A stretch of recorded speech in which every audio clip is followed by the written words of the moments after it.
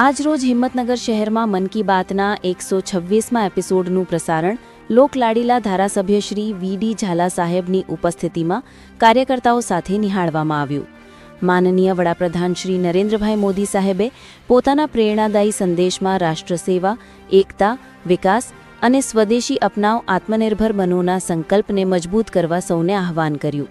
આ આયોજન ward number 8 Maruti Nagar ખાતે શ્રી વિઠ્ઠલભાઈ પ્રજાપતિ, બક્ષીપંચ મોરચા પ્રભારી, હિંમતનગર શહેર તથા પૂર્વ પ્રમુખ મારુતિનગરના નિવાસસ્થાને યોજાયો હતો.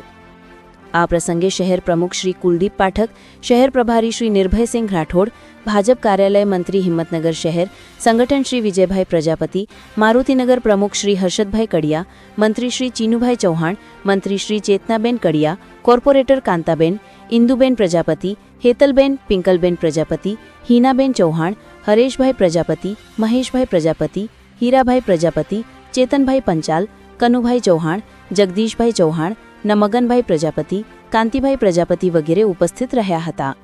રિપોર્ટર ઘનશ્યામસિંહ પરમાર, હિંમતનગર.